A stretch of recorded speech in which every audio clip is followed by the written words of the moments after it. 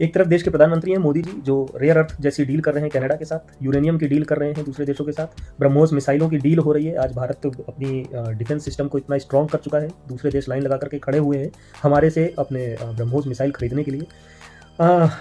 भारत में रोजगार के नए अवसर बनाने के लिए मोदी जी लगातार प्रयास कर रहे हैं। भारत में सनातन संस्कृति सभ्यता के लिए सबके साथ सबका विकास जैसी अपनी बात पर कायम है।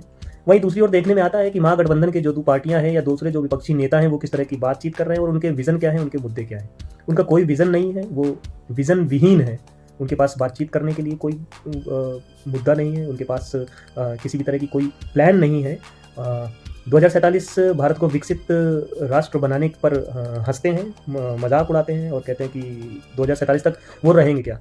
तो मैं उन लोगों को जवाब देना चाहता हूँ कि वो रहें या ना रहें, ये देश रहेगा।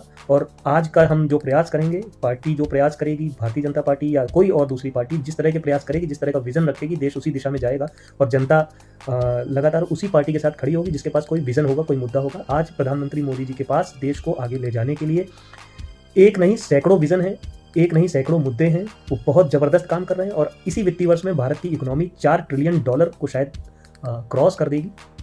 और अगले जो 5वीं बड़ी अर्थव्यवस्था भारत बन चुका है, मुझे लगता है कि पूरे देश को विश्वास है कि भारत अगले 5 साल में, अगले 6 साल 7 साल में तीसरी अर्थव्यवस्था बनने में देर नहीं लगेगी।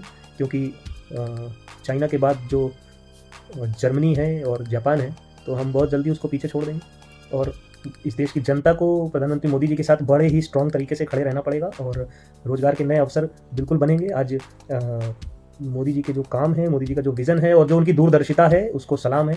और इसी तरह से स्टैंड रहिए, मोदी जी के सबका स्टैंड लेते रहिए, भारतीय जनता पार्टी को सत्ता में बना करके रखिए।